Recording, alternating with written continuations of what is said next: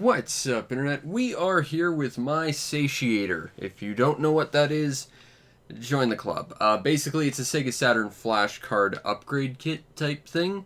And I'm testing it out with some stuff because it's been a little funny.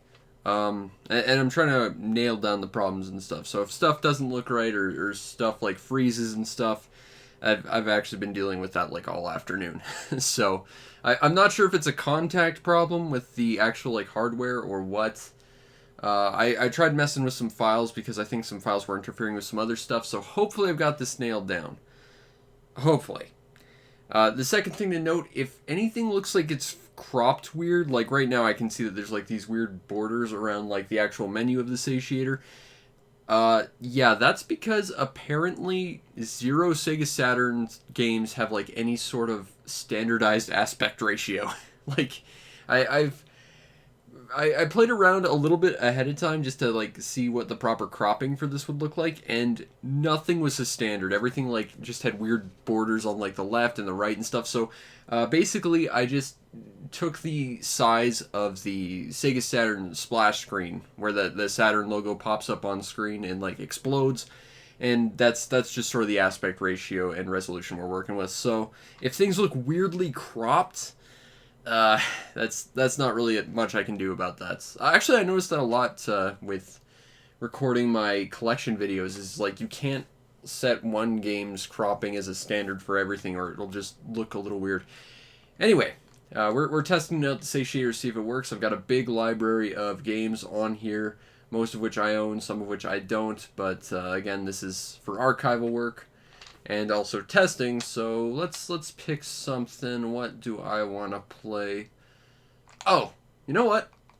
It's been forever since I played Bug. I remember renting this when I was a kid. Let's play Bug. I don't know if this is going to be any good, but I remember renting it once. This is one of the Sega Saturn's, like, 6 different attempts at having a mascot. It was by the Sega Away Team. I rented this game once, and the Real-Time Associates, which I think I remember from... I remember that logo. I think it's from Ariel Monsters. Also, another thing I have to note, you might see a lot of the Elgato's no display image thing, and that's just when we have to swap inputs to it, when it swaps stuff, it's going to display that. Unfortunately, we're just going to have to live with that.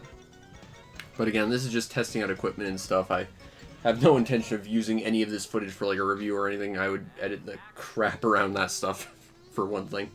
But yeah, I'm already seeing some like weird black borders around stuff. Unfortunately, that's just kind of how things are going to be. I actually did try to play Bug once before, just to like test some stuff. Again, I'm sort of in the process of testing all this stuff, and it actually did freeze right here. And it seems to continue to be working, so I think we might have fixed the problem, I'm hoping.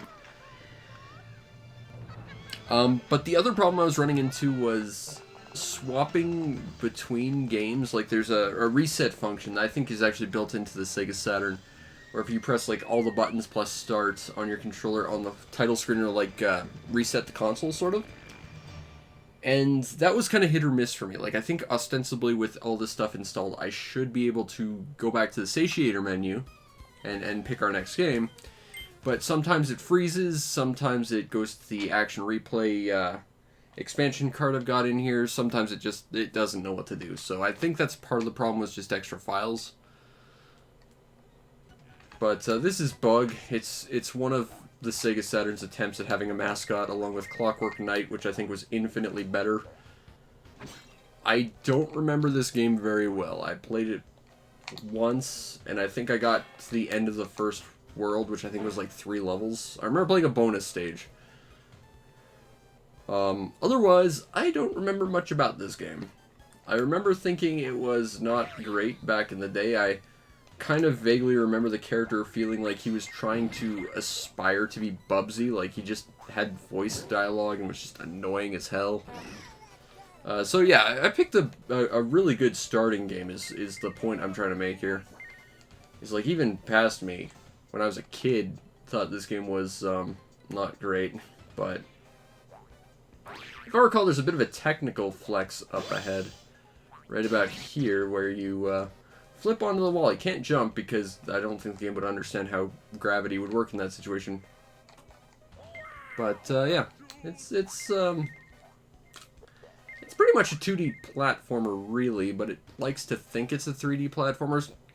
I guess the best comparison that I could think of off the top of my head would be like Magical Hopper, or like Pandemonium. Although I went with the Japanese name because I'm more familiar with it. I don't understand how that pathing works. I don't know where I'm going. I'm just going as far away from the starting point as I possibly can, and hopefully that's where the end is. I think you can fall off this stuff. Yep. That seems unnecessarily long death animation. Also, no checkpoints. That's suboptimal. Also, for some reason, Twitch changed my my streamer layout for some reason, so I had to like move all my tools around again. I don't know why Twitch keeps doing that. It does it like every 3 months. Like for some reason it'll just like completely reset my layout, and it's not like I've changed or deleted any cookies or anything, so I'm not sure why they've just seemed to do that. Maybe it's a technical upgrade or something.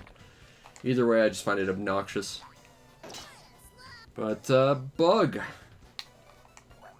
The sound effect of the bug juice can is literally all I really remember about this game. I remember that being kind of goofy and everything else about it being not really all that great.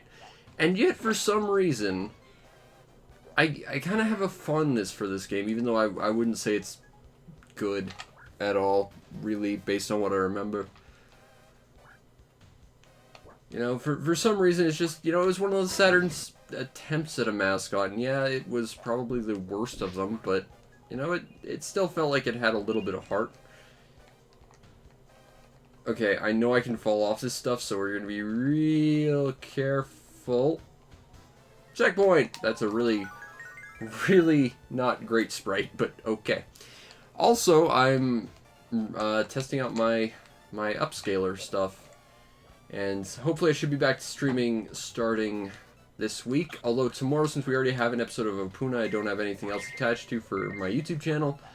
I think we're going to do a maiden voyage of a multi-cart I'm going to do, because I want to get back into pirate multi-cart coverage. So I think that'll be tomorrow. And then we'll get back to everything else starting Tuesday, I'm thinking is what I want to do.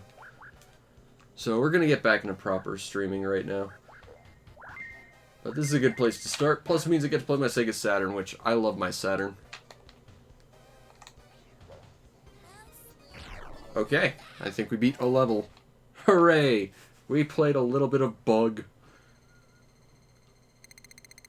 I don't think this is a particularly fun game. You know what's funny is, like, you know, I played the sampler. I don't know what that line on the top of the screen is that can't be seen on the actual recording, but there's actually like a big white line on the top of the screen. I was worried it froze there for a sec. Like, that's the thing I'm a little bit worried about, is like there's silent loading screens where all the music stops sometimes on some games, and it's like, oh, did we freeze? Are we stuck? I don't know where I'm supposed to go. Let's go this way.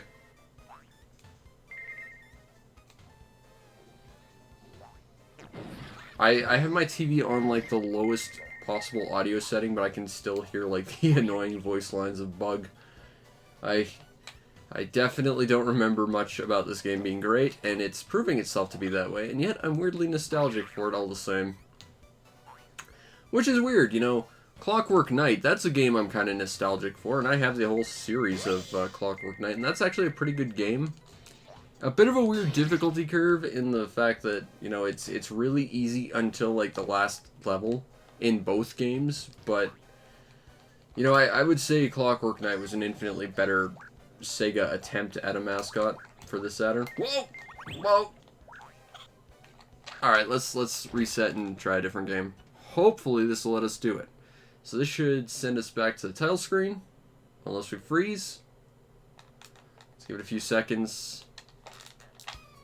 Alright, we're at the title screen. Now, hopefully this will... Yay! We didn't hang. Okay. I'm thinking we need to do a fighting game, because fighting games are fun. What do I want to do for a fighting game? Oh, you know what would be great? I'm just gonna pick a game I already play a lot on my Saturn because I love it. Vampire Savior, and apparently there's an English translation. Cool. I don't think there needs to be one. Also, I have the PS2 version of this game already. I've got every version of Vampire Savior. It's a great game. If you've never played Vampire Savior, you really should, because it's awesome. Also, it's got a great soundtrack. But I'm terrible at fighting games because I've never had great motor skills, especially my hands. No dexterity whatsoever. But I blame developmental issues that I do my best to deal with. We're going to be the Bumblebee Lady, because she's the best character. We're going to go auto, because that sounds easy. I like the Bumblebee Lady. She's the best Darkstalkers character. Alright. I love the Bumblebee Lady. Darkstalkers is so great. I'm really depressed that basically no one talks about Darkstalkers. Like, everyone talks about Street Fighter and all that. It's like, yeah, but, you know, Capcom made other fighting games that were, I would argue, more interesting and better than Street Fighter. And, I mean, most people just talk about Street Fighter 2. Street Fighter 3 was better than Street Fighter 2 from where I stand. Didn't have Cammy. I don't think it did, anyway. It's been a while since I played. I remember playing the guy who looked like Troa. That's what I remember from Street Fighter 3. But, you know, I really like Street Fighter 3. I felt that faster and better than Street Fighter 2.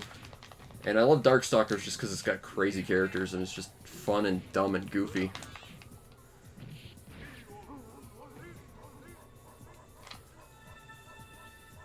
You know, I remember this was one of my go-to games when I had reviewed, what was it, Galaxy Fight. Because the Saturn had so many fighting games, and so many of them were really good, and Galaxy Fight was just like, it wasn't even good, it was just sort of there. It was barely serviceable.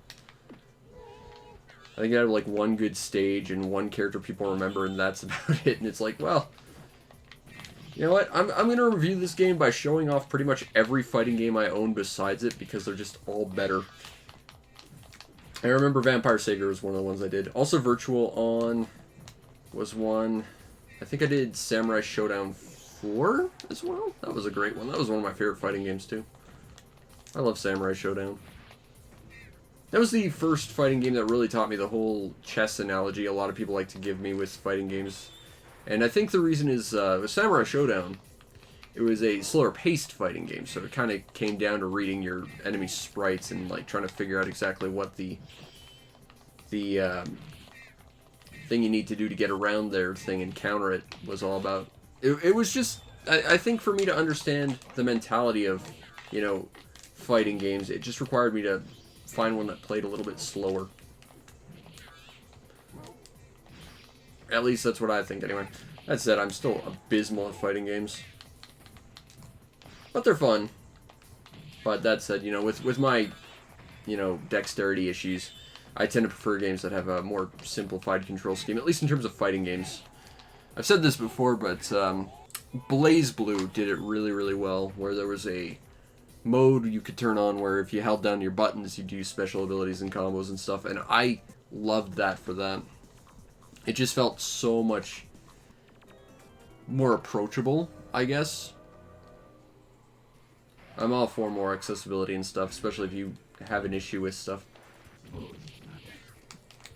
Alright, if you're going to look up the soundtrack to this game, this is the levels theme that you need to look up first, because I think it's the best one.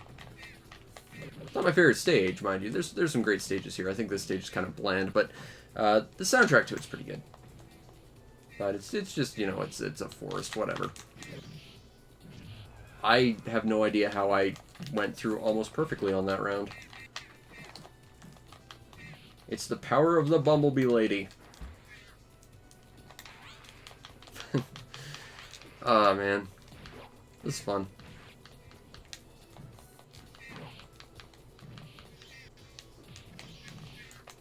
Bonk.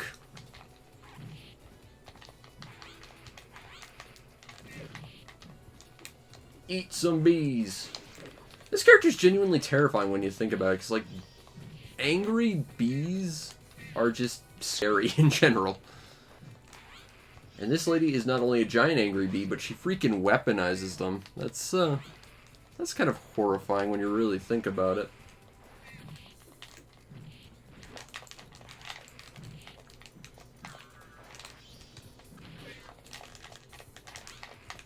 Come on. There we go. In the end, I couldn't pull off any sort of special mega super attack, but we did kill the fish guy.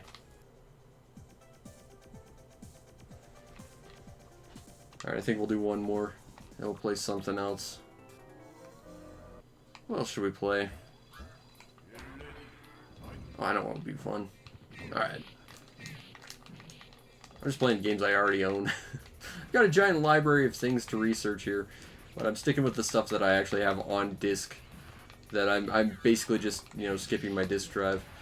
That's I think one of the real advantages to having this device, you know, provided that it's not being a little bit wonky like it has been all day for me, is it's going to basically bypass and create a sort of faux disk drive, so you don't have to worry about your optical laser dying or potentially, you know, disk rot, which is a problem with any sort of CD format really, but it seems to affect Saturn games a lot faster and a lot harder than others, at least historically from what I understand. So, you know, having something that saves you from putting any wear on your CDs or your disk drive in general, that's a big deal, you know? I think this tool is really, really cool. Again, you know, barring the issues I've been having with it. But again, that's what the test is for, and so far it seems to be doing okay.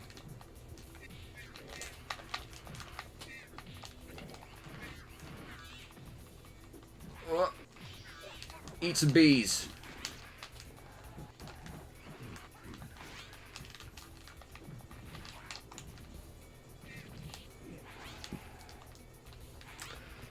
But yeah, Darkstalkers, go play it if you like fighting games, because it's good. I'm not sure I put that in at the right time. Ah, we did. And we didn't crash yet, so that's a plus. Alright, our next game I think we're going to play a little bit of is a game I'm going to be offline because it's a puzzle game, but it's one I really like. We're going to get Baku Baku Animal. And this game's a little peculiar for the Saturn, at least for the North American release from what I remember, because it kind of removes all the story. Like, there's an opening, and then it's just fight some dudes. Oh, fight some dudes. Puzzle some dudes. But, you know. Now, if you've never played Baku Baku Animal, it's kind of basically Puyo Puyo, but we're going to go beginner because I'm awful. And I think we only get 3 matches with beginner, so it'll be a little bit better paced. But I've shown this off with my Game Gear multicart, or my Game Gear. Yeah, my Game Gear multicart. This is effectively kind of Puyo Puyo, but with animals and food instead of Puyos. And for some reason that's more fun. Also, their heads grow giant and they eat everything. Yeah, it's just fun. Of course, like any Puyo Puyo style game, it's all about chains. And creating combos of stuff. So we're building up a little bit over there, but not much. I would like to drop that there. And I would like to drop that there. That can go over there. I think that can go over there. Riveting commentary by me over here. Just trying to figure out how to play this game. Alright, well, we're getting some bananas in here. If we could get a monkey, that would be perfect. There's a monkey. Now we just gotta use it.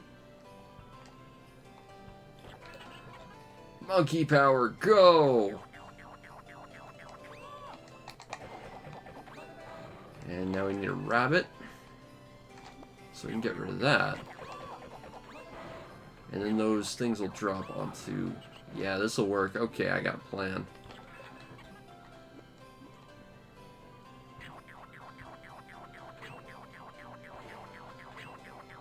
Yep, that'll do. That'll do nicely. I'm not good at these games, but...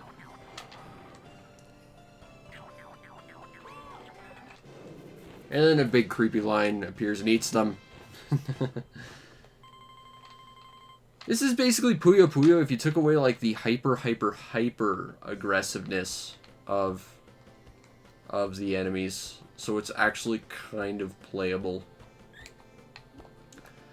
And I think that's always been one of the issues of Puyo Puyo, is just how wildly aggressive the AI is. Like, in general for me, I can get through maybe the first level of Puyo Puyo. And then after that, it's just...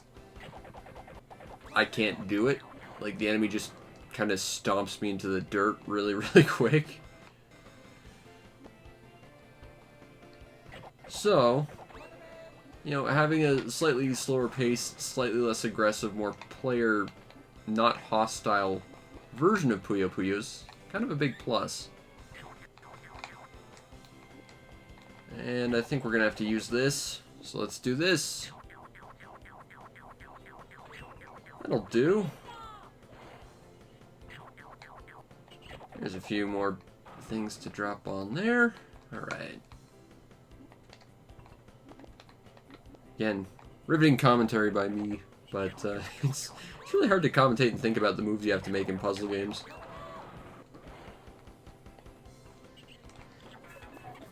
And the nice thing about this tool is it'll also let you play translations and stuff, which otherwise, at least for me, would be unavailable. So that's pretty cool.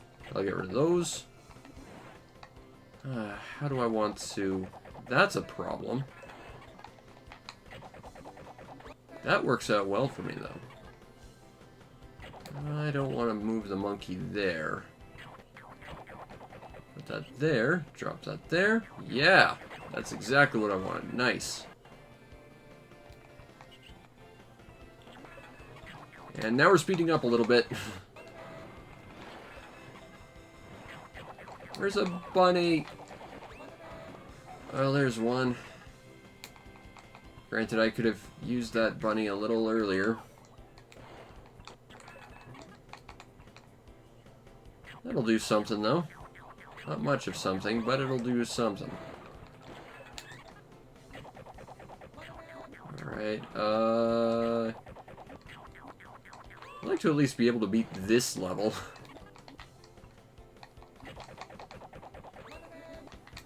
Drop that there. Alright, there's a little bit more. There we go.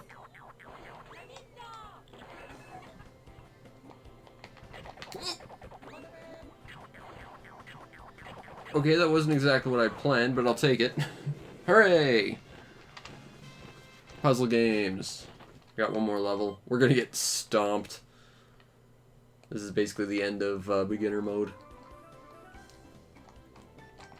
Oh god, it's already fast.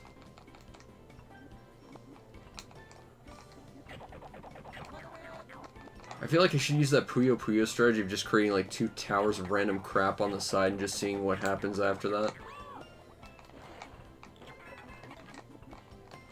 I've heard that strategy works really well when it works, and then when it doesn't, it's just one of the worst strategies you could ever employ.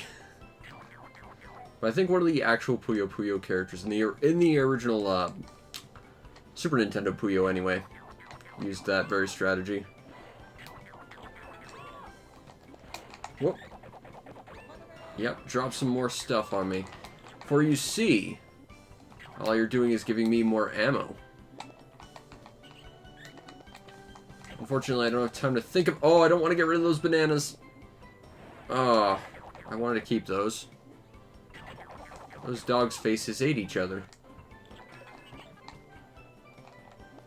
Alright, where do I want things to go? That goes there. That goes there. I want to put that there. I want to put that there. Yup. Okay. Oh god. Oh, this is bad. Oh, this is bad. This is bad. This is not ideal.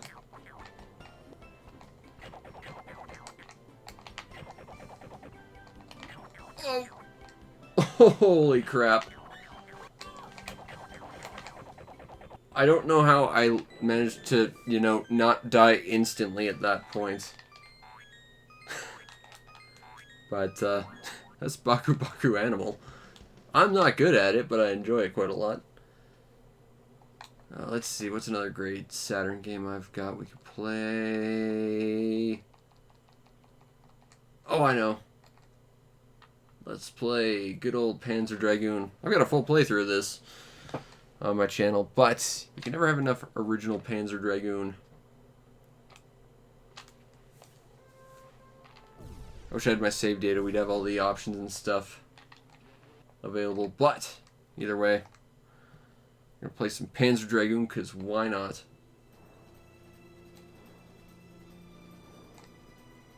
Man, this is one of the reasons why you get a Sega Saturn. I don't care that they've remade it. From what I can tell, they completely changed the art direction of the stages, and that I'm not so good with. Although if it ever goes on sale, I might try the remake. But I'm content with my original copy. Even though someone hacked up the manual in half just to fit into a standard CD case.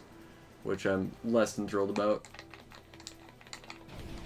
But this is a fun story about me. Panzer Dragoon is probably one of the coolest worlds in gaming to me.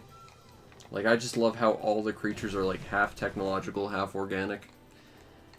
And I remember the first time I played this, watching the opening cutscene and thinking to myself, this is a world I want to live in. And I can't say that about too many other game worlds. This one just feels very special, I guess, to me.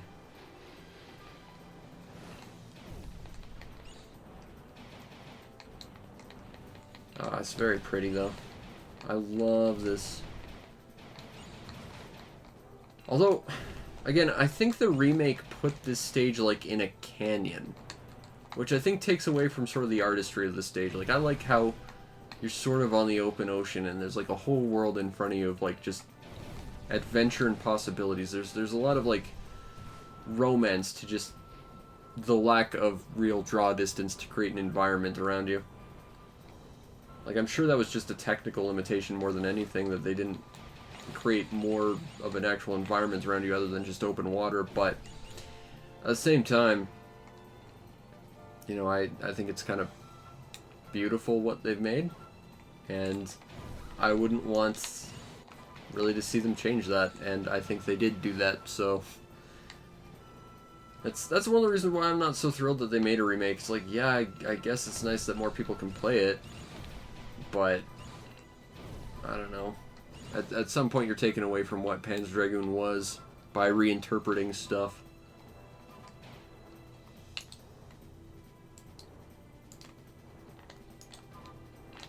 I am very excited to, you know, continue testing this thing out and seeing what this thing can do. You know what's really sad is there really aren't that many Saturn fan translations of anything out there. Weirdly enough, there is one of this really obscure strategy RPG I got called Valhallian. And it should be known as basically a game that exists for graphics. Because it's a very, very difficult game. It's basically like save and restart every turn of the game. But it has 3D polygon models that look proto Dreamcast. Like, I would say Valhallian might be the nicest, like, from a technical standpoint, Saturn game. But there's, honestly, as much as the Saturn could do 3D, I think some of its best stuff was in 2D, like stuff like Astal and, you know, Silhouette Mirage. There was a really nice looking Tempo game. You know, it could do 2D, I think, far better than it did 3D. And I think part of that is because of the technology behind the Saturn. Because the Saturn was a very, very technologically advanced system, really. What with the 4 processors it had, it actually kind of outpowered quite a lot of things. In fact, I'm pretty sure it outpowered a lot of stuff that happened after the Saturn. But they're just, because of its like actual like technological structure, no one really knew how to do anything with it. That and the fact that unlike a lot of consoles which utilized triangles for their polygons, this one utilized squares, which made making things a lot trickier, as I understand it. So really, making a lot of things for the Saturn was hard. But I think that also made it kind of special in its own way, you know? There really wasn't anything quite like the Saturn, and that's why the Saturn had so many interesting exclusives. Because, you know, nothing else that could run on the Saturn ran really similarly, I think, on other things. At least without a degree of compromise, or vice versa, really. Just because the actual, like, console structure was so fundamentally different. But, I mean, that's also why a lot of people jumped ship with the Saturn when it came to development for it. It was so awkward and no one really knew how to use the technology that they were given, and it was so awkward to try and do so. I don't know.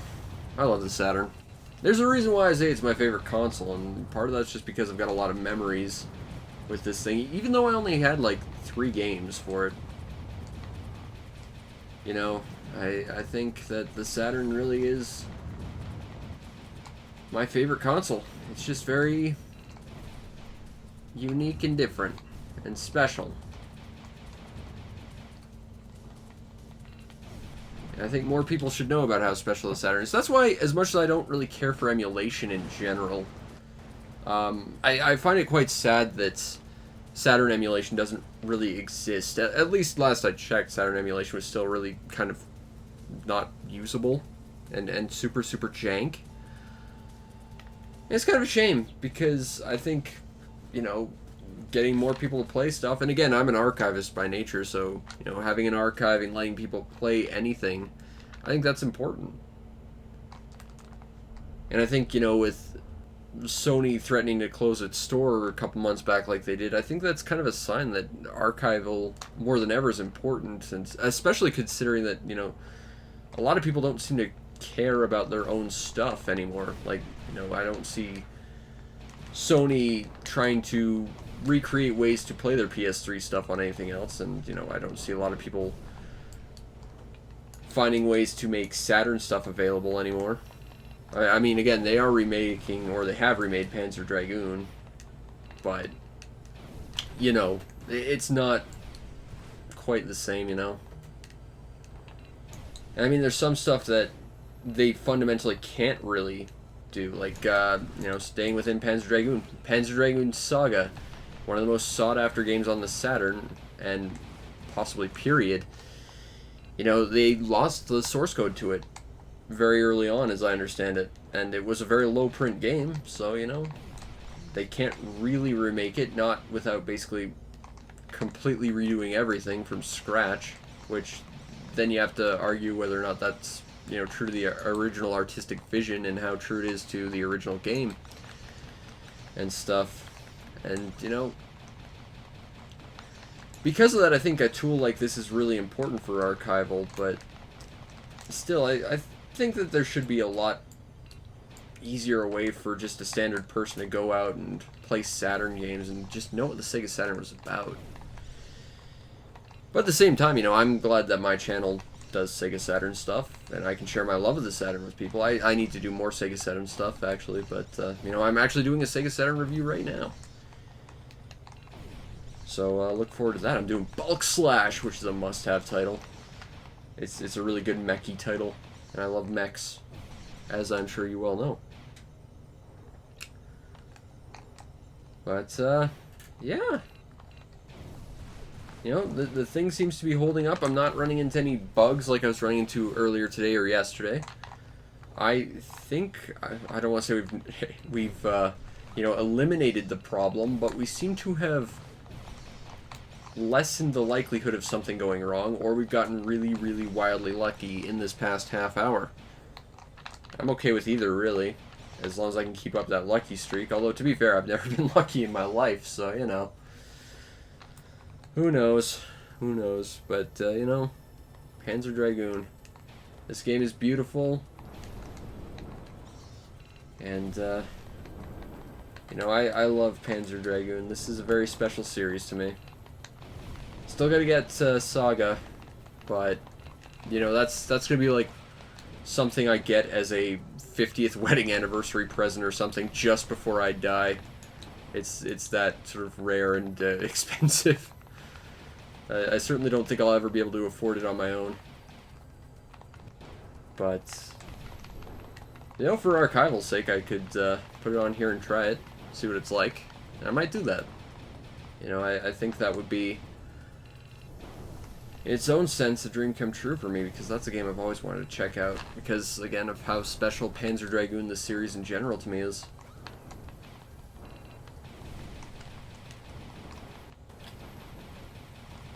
I kind of wish they made more Panzer Dragoon, but I mean, the closest we ever got, I know we got a remake, but again, let's not count that. That's not a new one or anything. That's sort of a weird version of this game. But you know, the nearest thing we got to basically a new Panzer Dragoon really was Crimson Dragon on the Xbox. And I was thinking about that earlier today. It's like, wow, that was like an Xbox One launch title that came out 2 years after the Xbox One launched. And it was for the handheld, the motion capture thing that didn't work, that no one liked. It was bad. It was bad. What else do I want to play? What would be fun? Let's do Virtua Fighter 2. This was when I first bought my original Saturn many moons ago, before my parents gave it away. It came with a disc of 3 games, including Virtua Fighter 2. Huh. Well, that's interesting. Well, we can't save data, but it contained Virtua Fighter 2, it contained Virtua Cop, and it contained Daytona USA. Which, fun fact, the singer for Daytona USA, he was Takanobu Mitsuyoshi, I believe, and he was in Virtua Fighter 2 as the voice of Kagemaru, as well as PSO2. He sang a really awesome song that honestly moved me to tears. Also, Virtua Fighter 2 is very good. The original Virtua Fighter, if I recall, was like the first polygonal fighter. They also had to rush it out to release for the Saturn because the Saturn came out like early and no one had games for it. Because, again, they rushed out the Saturn, so they had to sort of put out their own thing really early, and it didn't really work. That's why there's Virtua Fighter Remix, which is the original Virtua Fighter, only better in every way.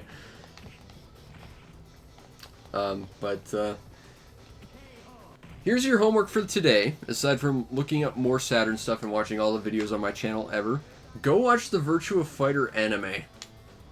English dub, just do it. It is weird and awkward is probably the polite word for it, but it's definitely something that you will it'll change your life is what the Virtua Fighter anime will do. And then maybe play the game based on the Virtua Fighter anime, because there was actually a game based on the anime. It was for the Game Gear, if I recall. Which, yes, a polygonal fighter on a 2D system that then had to translate to sprite-based fighting, and then it was an anime tie-in on top of it. It was about as good as that sounds. But the anime was entertaining. But, Virtua Fighter 2. Fun story about this. As things are all cyclical in the world. As I mentioned Blaze Blue earlier, before I played Blaze Blue, Virtua Fighter 2, back in 1996, was the last fighting game I played, with the exception of the legendary Gotcha Force. So, yeah, I've got a bit of history with this. I remember this game having a lot of secrets and stuff in it too, but I can't remember any of them. And to be fair, I don't have the fondest memories of this game because I'm not good at fighting games in general. I remember when I was a kid, I played a lot of, I think it's the next character we fight, Pai-chan, and I was pretty good with her, but as I got older, I tended to prefer Sarah. I don't know why, but I tend to play girl characters in fighting games. I think I just sort of prefer the fact that pretty much all of them play faster. I prefer the faster characters, I guess. Same with beat-em-ups. Faster playing characters just sort of work better for me. I'd rather get a quick combo and then just, you know, one slow, possibly blockable attack.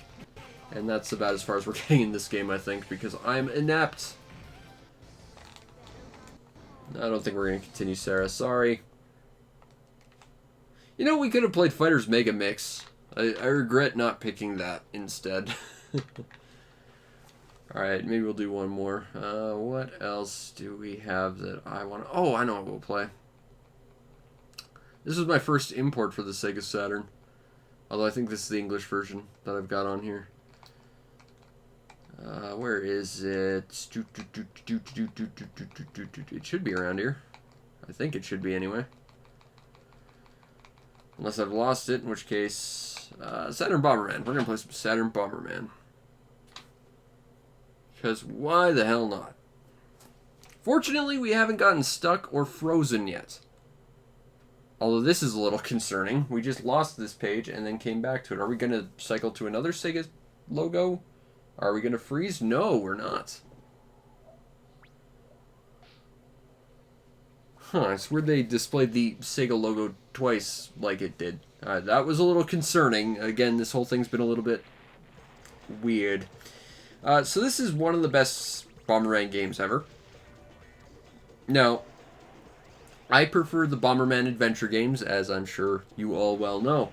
But out of the Bomberman games that aren't adventure games, this is probably the single best one. For one thing, it's one of the prettiest. It's got a great soundtrack. But also, if you're one of those multiplayer people, which are most people who play Bomberman that aren't me, this one's kind of the best one, because if I recall, it has like 10-player Bomberman multiplayer. So let's do battle game. But it seems like the Satiator stopped acting up, so I think we're good. That's good to know. That's exciting. All right, let's do a match. Battle. Stage normal. We're gonna play single. Can I turn... I can't turn 10 people on, can I? Unless I play a wide stage. Alright, well, let's do it then. Problem is, from what I remember about this game, as great as 10-player Bomberman actually is, which it absolutely is great. How do I navigate this menu? Hold on, let's go back. Okay, players. Nope. It's down, not left and right. Okay. There we go. We're good. Alright, rules. Number of battles. 3. Time. We'll set to 5 minutes is generous. We're going to throw on all this stuff, because why not? Comm level 3. I don't know if it's out of 10 or what. Now I got to pick our characters. Well, clearly, I got to be Kuroban. Although I really wanted to be Meijin Takahashi. We'll grab the Tengai Makio characters. Classic Bomberman. We got to pick Mylon. Oh, we got to pick everyone. Actually, there's 2 other characters that aren't available. I think you have to put in a code for them, though. From what I remember. Unfortunately, I think this is like the only stage we get for 10-player multiplayer. Unfortunately... yeah, it's a little hard to see. Where the hell am I? I'm the 10-player Bomberman. I don't know where I am. Oh, I'm down here in the middle. Okay, got it. I'm at the very bottom, dead center. Got it. Yeah, so as great as 10-player Bomberman is, it has issues. There's not a lot of stages, in that there's one, and that it's kind of hard to see what you're doing. But it's conceptually pretty cool, and I mean, I'm pretty sure that even like the online Bomberman games don't have 10-player. Although that said, there was like that weird... I think there was like an online fan-made like MMO-style Bomberman arcade game where it was basically like hundreds of thousands of people playing Bomberman all at once. I remember seeing that somewhere. I gotta look for that at some point, but... But this is just fun to watch, honestly. I should just turn on all computers. Embarrass myself slightly less that way. Or at least I should have turned down the clock a little bit. If there's no draw, that means it's going to move to sudden death very quickly. Also, the world is now just dumping power-ups everywhere. That's 10-player Bomberman. It's a neat idea. I need water. My throat's sealing up.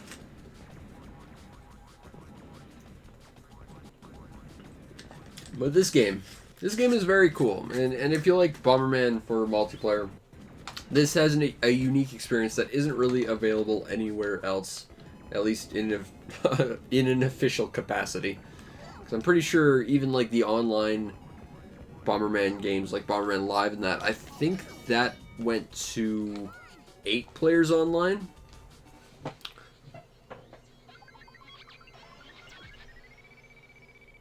There's another problem with 10-player Bomberman, and that is if you're doing more than one victory, it might take a while to actually get to a result.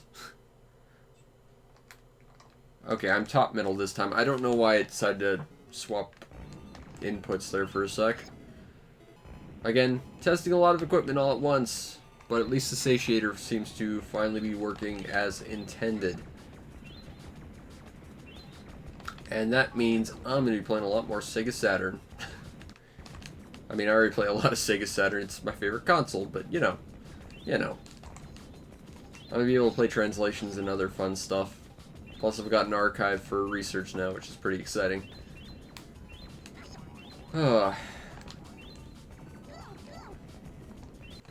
Man. Sega Saturn was really a cool console. It's a shame that it kind of failed as badly as it did.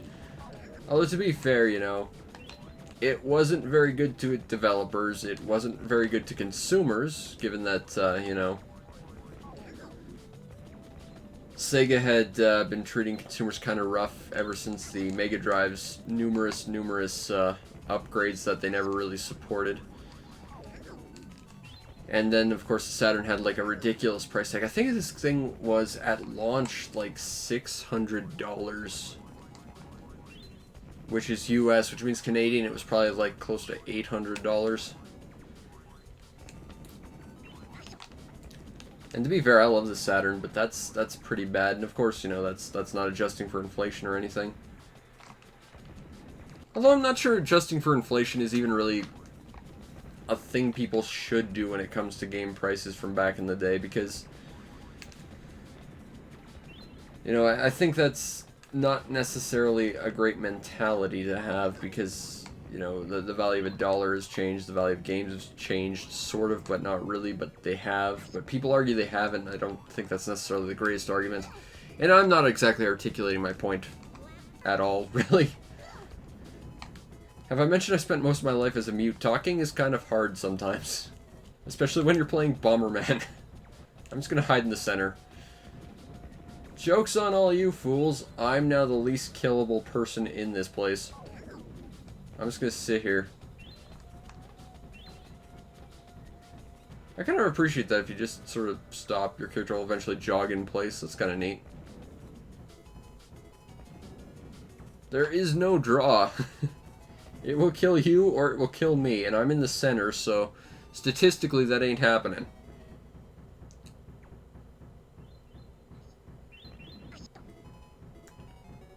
Haha. I think I win. Unless you pull something very, very quick out of your butt.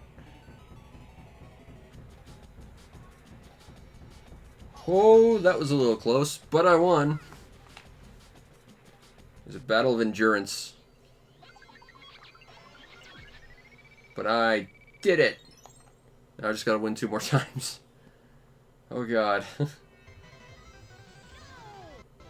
Okay, lower right corner is where I am. Alright, cool. I feel like trying to get to the center is the safest strategy, because trying to actually kill people seems like a bad idea. Especially if you don't have a lot of power-ups.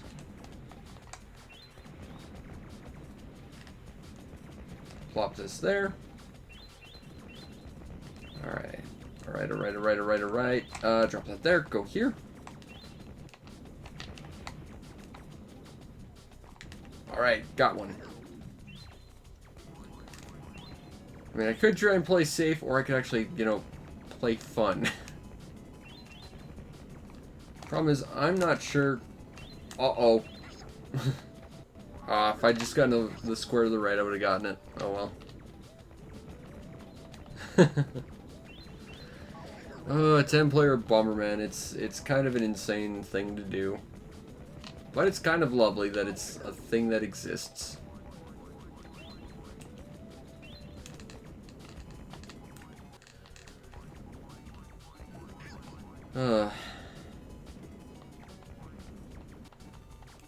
I'm sort of curious how this is going to interact with the memory expansion card I've got in here as well. Like, there is a patch for it and I've applied it, but I'm just not sure how that's necessarily going to work with some of the games I've got. So it'll be interesting to see. But just the fact that this thing allows you to skip the optical drive so that you can save your discs from wearing down the lasers, save your discs from disk rot and stuff. You know, it's very useful as a tool, especially if you're a Saturn enthusiast like I am.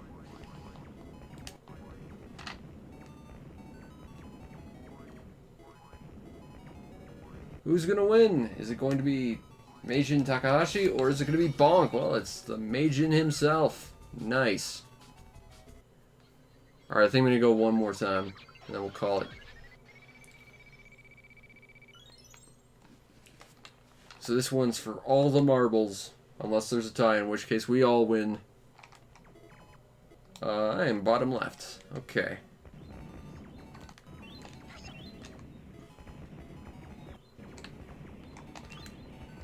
Drop that there. That's not going to hit anything, is it? Ah, it is. Okay, good. You know, I've always found that weird in a lot of Bomberman games where your character defaults to like one firepower and like one bomb, and it's like, well, I can only destroy what's literally next to my bombs. From the start, that's kind of useless. I'm not saying you should start with like full firepower or anything, but at least give you 2 bombs to start with. I feel like that's a fair starting strength, you know? 2 bombs.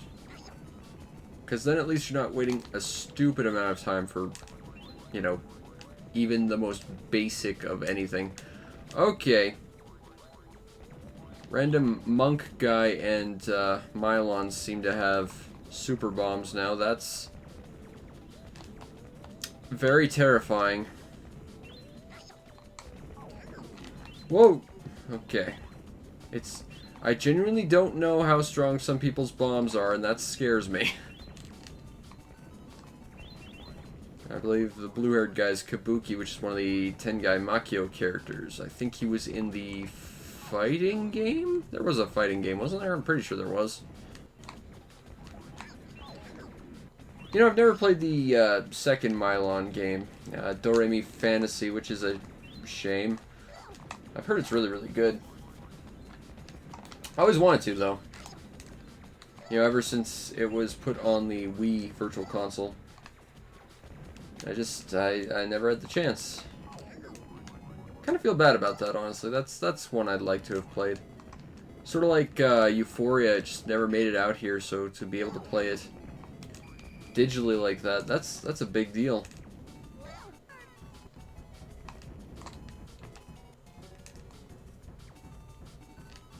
Who will win? Will it be me or Mylon? I guess we're gonna see. Although Mylon's just sort of standing around, whereas I'm actually trying to, you know, play this smart, get to the center. I think dead center is right where I placed my bomb.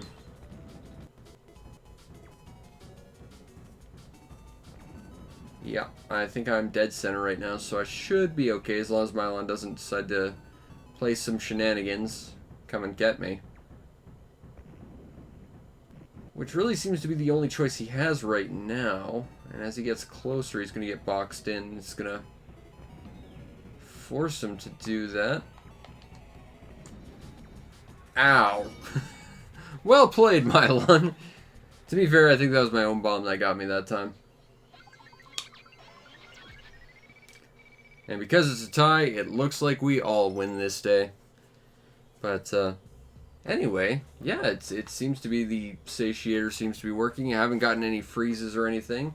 Haven't accidentally dumped to the no CD screen or the AR screen. So, you know, an hour-long test, it seems like things are finally working properly, which is pretty exciting. Anyway, I hope you enjoyed this little playing around of a bunch of Saturn games I've got. In a library of a bunch of other stuff I need to take a look at some point. But, you know, new Saturn gear. That's always exciting. Plus, you know, it's a Saturn in general. I think everyone needs to get excited about it. And if they don't, what's wrong with you? It's the Saturn. It's the best console ever. Anyway, I hope you enjoyed, and if you did, follow the stream when we go live, because we try to do this several times a week. Starting again tomorrow with regular stuff. Should be doing something a little special, and then getting back to the proper schedule. You might also want to check out and subscribe to my YouTube channel, see everything else I do. Should have a Saturn review of Bulk Slash coming out tomorrow, if YouTube will actually, like, you know, properly upload the HD version. It's a little picky like that. And if you really want to make my day, check out the show's PayPal or Patreon. Support the show any way you can so that I can continue to do what I do to the best of my ability, which in this case is love the Sega Saturn with every fiber of my being, because it's the Sega freaking Saturn. I love this thing. More than life sometimes. Seriously, this thing is great. Anyway, I hope you enjoyed, and I'll see you next time. Peace out, Internet.